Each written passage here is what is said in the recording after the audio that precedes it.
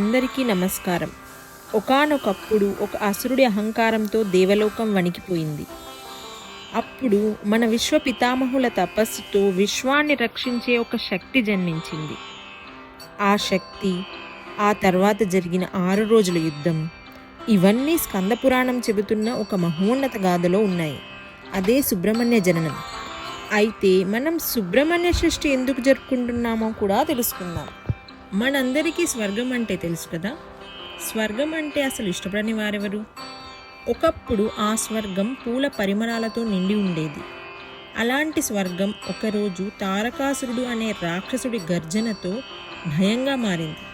అతడు దేవతలనే కాదు, సకల లోకాలను భయపెట్టాడు. అతడి బలం ఒక్కటే, బ్రహ్మదేవుడు ఇచ్చిన వరం. అదేంటంటే శివుడి కుమారుడు మాత్రమే తారకాసురుని సంహరించగలడు.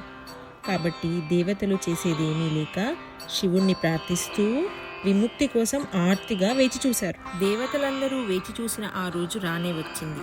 శివపార్వతుల తపస్సు, వారి దివ్య తేజస్సుతో మెరుపులా ఒక స్ఫురణ పుట్టింది.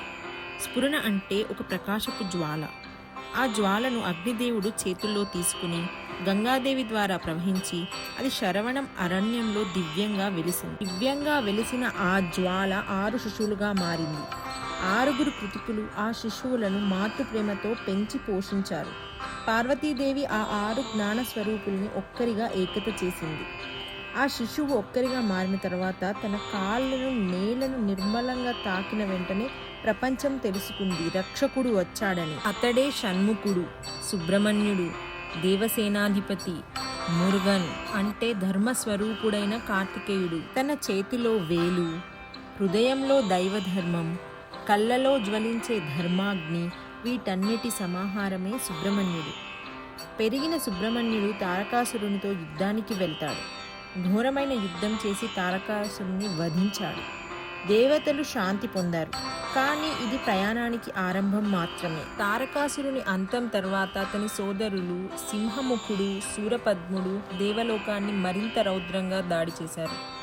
ఈసారి యుద్ధం సాధారణం కాదు. ఇది 6 రోజుల ప్రళయ యుద్ధం.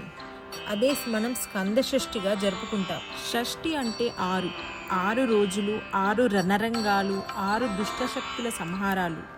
మొదటి రోజు పతం అంటే మార్గం యొక్క పతనం, 2వ రోజు సైన్యం యొక్క పతనం, 3వ రోజు మంత్రశక్తుల యొక్క పతనం, 4వ రోజు కోటల పతనం, 5వ రోజు సింహముఖుడి రణరంగం మరియు అతని పతనం, 6వ రోజు విశ్వం ఆగిపోయిన తుది సమరం, అధర్మానికి అతిపెద్ద ప్రతినిధి అయిన సూర్యపద్మునితో తుది సమరం.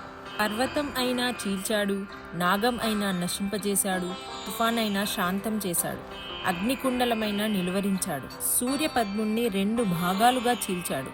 సూర్యపద్ముడు 2 భాగాలైనప్పుడు ప్రపంచం ఓ ఊపిరి పీల్చింది. కానీ సుబ్రహ్మణ్యుడు దేవసేనాధిపతి, ఆయన హృదయం మరింత దివ్యం. అతన్ని నాశనం చేయకుండా ఒక భాగాన్ని నెమ్మలిగా మార్చి తన వాహనంగా చేసుకున్నాడు. మరో భాగాన్ని కోడిగా మార్చి తన పతాకంలో స్థానమిచ్చాడు. ఇది విజయం కాదు, ఇది కరుణ యొక్క మహోన్నత మూర్తిత్వం. స్కంద షష్ఠి మనకు నేర్పేది ఒక్కటే, ధర్మం నెమ్మదిగా గెలుస్తుంది, కానీ ఎప్పుడూ గెలుస్తుంది. సత్యం, ధైర్యం, కరుణ ఇవే మనిషికి దేవుడి దగ్గరికి తీసుకెళ్తాయి. ఇక కార్తికేయుడు పట్టుకునే వేలు మనలోని జ్ఞానం, ధైర్యం, కరుణకు ప్రతీక. ఈ దివ్యగాథ మీ హృదయాన్ని తాకిందా? అయితే ఈ వీడియోకి ఒక లైక్, మీ కుటుంబానికి, స్నేహితులకు షేర్, మరియు మరిన్ని పవిత్రమైన భారతీయ పౌరాణిక కథల కోసం సబ్స్క్రైబ్ చేయడం మర్చిపోకండి. ధన్యవాదాలు.